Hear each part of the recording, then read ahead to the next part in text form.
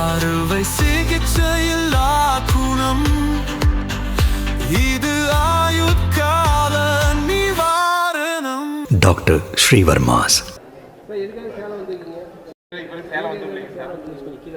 நீண்ட இடைவெளிக்கு பிறகு இல்லை, அப்பப்போ வர்றது தான். இப்போ ஒரு புது ப்ராஜெக்ட் பண்ணுறதா இருக்கேன் சார்.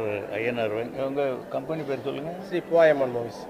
ஓகே, அவர் ஒரு ப்ராஜெக்ட் பண்ண போகிறோம். அதுக்காக லொக்கேஷன் பார்க்குறதுக்கு டிஸ்கஷன், அதுக்காக வந்துட்டோம். அடுத்தது என்ன மூவி சார்? இப்போ ஏதாவது சேலத்தை மையமாச்ச படம் பண்ணுறதுக்கு ஐடியா? அதுதான், அது வந்து சாமக்கோடாங்கி அப்படின்னு ஒரு வில்லேஜ் ஸ்கிரிப்டு. அதுக்காக அந்த ஆரம்ப வேலைகளுக்காக இங்கே வந்திருக்கோம். ஒரு 2-3 months அதுக்குள்ளே. சார் இந்த மாதிரியான ஜேர்னி இப்போ திடீர்னு நீங்கள் இந்த காம்பினேஷனோட இணைஞ்சிருக்கீங்க, என்ன அதில் ஸ்பெஷல் என்ன இருக்குது? ஸ்பெஷல் என்ன இருக்குது? அது ஸ்பெஷல் தொழில் தான். எப்பவும் வழக்கமில்ல, எப்பவும் இதே தொழில் தானே பண்ணிகிட்ருக்கோம். எங்களுக்கு வேறு தொழில் தெரியாத, அவ்வளோதான். வேறு என்ன இருக்குது? இல்லை,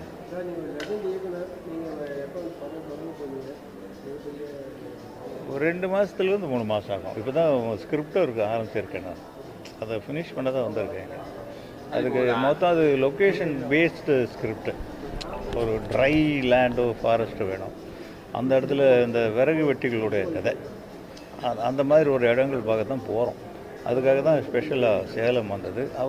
அவங்களுக்கு ஊர் இதுங்கிறதுனால எல்லாம் ஈஸியாக கிடைக்கும், நம்மளாம் தேடி போகிறத விட. அதுக்காக சேலம் வந்திருக்கு.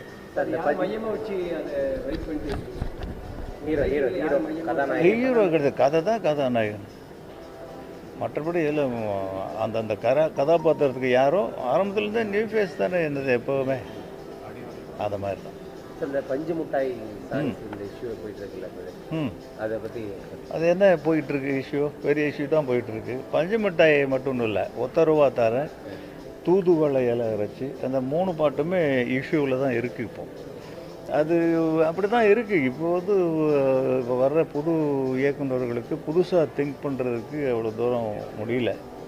ஒரு நல்ல சாங் பண்ணுறதுக்கு இப்போ இளையராஜா மாதிரியோ தேவா மாதிரியோ, என்னோட சம்மந்தப்பட்டவங்க அவங்க 2 பேர் தான். இளையராஜா கிட்டத்தட்ட 7-8 படம் பண்ணார், தேவா ஒரு 7-8 படம் பண்ணார். அவங்க அளவுக்கு இன்றைக்கி கிரியேட்டர்ஸ் இல்லையோ அப்படின்னு தோணுது. அப்படி சொல்ல முடியாது. இவங்க போய் அவங்கள வேலை வாங்குறது ஒரு தனித்துவம். அதை பண்ணாமல் சரி நம்ம வந்துட்டோம் அப்படின்ட்டு எங்கே பழசு ஹிட்டாக இருக்குன்னு எடுத்து போட்டுக்கிறது. அது எடுத்து யூஸ் பண்ணலாம், அதுக்கு ஒரு மரியாதைக்கு ஒரு வார்த்தை கேட்கணும் அப்படிங்கிறது ஒரு ப்ரொசீஜர் இருக்குது. அதுக்குன்னு சில ப்ரொசீஜர்ஸு, சில ஃபார்மாலிட்டிஸு இதெல்லாம் இருக்குது. அதை பண்ணாமல் அவங்க பாட்டில் எடுத்து போட்டாங்க. ஒரு கால் பண்ணி கூட சொல்ல. அதுக்கப்புறம் எல்லாமே சொன்னாங்க லீகலாக மூவ் பண்ணலான்னு. சொல்ல முடியாது, ஃபியூச்சரில் மூவ் பண்ணாலும் பண்ணுவோம். இப்போ ஒரு கருத்துள்ள பாட்டோ இல்லை ஒரு நல்ல முன்ன மாதிரி ஒரு பாட்டு இல்லையோ அப்படின்னு ஒரு கதை ஆசிரியர் பாடலாசிரியருக்கு வெற்றிடம் ஏற்பட்டிருக்கு சினிமா துறையில் அப்படின்னு நினைக்கிறீங்களா? ஏதாவது பாடலாசிரியருக்கு மட்டும் வெற்றிடம் ஏற்படலை, கதாசிரியர்களுக்கும் வெற்றிடம் ஏற்பட்டிருக்கு. நல்ல வசன கருத்தாக்களும் முன்ன மாதிரி முதல் மரியாதையோ கிழக்கு போகும் சீமையிலே அதுவோ இப்போ வர்றதில்லை. இப்போது வேறு மாதிரி டூம்னு வெறும் எலக்ட்ரானிக் சவுண்ட்ஸு தான் படமாக வருது. மியூசிக்னால் எலக்ட்ரானிக் சவுண்ட்ஸு தான். இப்போது திருப்பி நம்ம இளையராஜா தேவான்னு தான் சொல்ல வேண்டியிருக்கு. அவங்க மாதிரி லைவில் யார் இன்றைக்கி மியூசிக் பண்ணுறாங்க? அது இல்லாததுனால இந்த குறைகள் ஏற்படுது. இனி அப்படி தான் சினிமா போயிட்டுருக்குன்னு தெரில, சொல்ல முடியாது. ஏன்னா இப்போ 2-3 படங்கள் நல்ல படங்கள் வந்து ஓடிட்டுருக்கு. மாமன் நல்லா போகுதுங்கிறாங்க. அதுக்கப்புறம் டூரிஸ்ட் ஃபேமிலி நல்லா போச்சு. எல்லாமே 2மே ஹோம்லி ஸ்கிரிப்ட். அதனால் காலங்கள் மாறுறதுக்கு வாய்ப்பு இருக்குது. ஜனங்கள் ரசிகர்கள் கூட இவங்க நினச்சிட்டு இருக்காங்க ஏதோ அட்வான்ஸாக நம்ம பண்ணுறோம் அப்படின்ட்டு எதையோ சவுண்டு. இப்போ அத்தனை குட் பேட் அக்லிங்கிற படத்தில் மாடர்ன் நல்ல மியூசிக் டைரக்டர் ஜி.வி. பிரகாஷ் வந்து 1000ல் ஒருவன் பண்ணவர். அவர் எவ்வளவோ டேலண்டட் பர்சன். அவர்கிட்ட ஒரு நல்ல சாங் வாங்க முடியலன்னா பழசை எடுத்து போட்டுக்கிறாங்க. அப்போ பழசை நோக்கி தானே போகிறாங்க.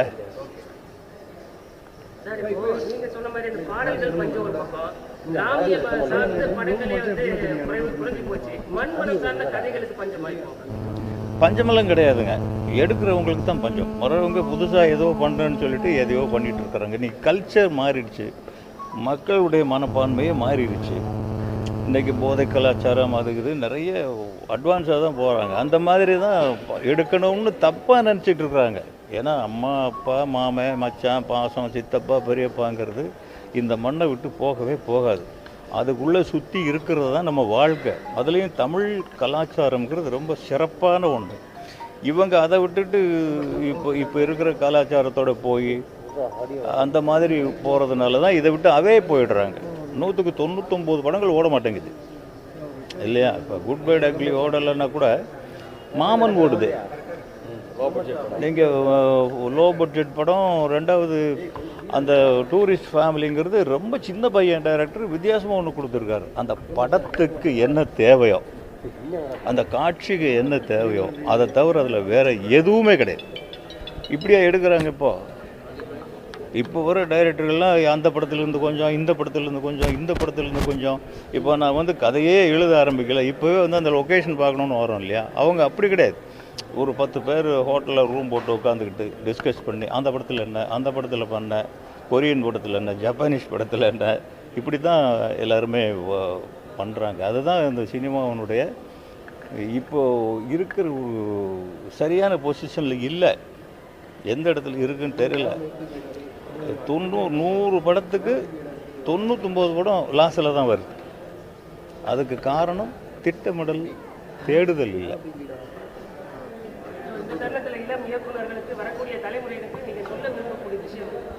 ஒன்றுமே இல்லைங்க.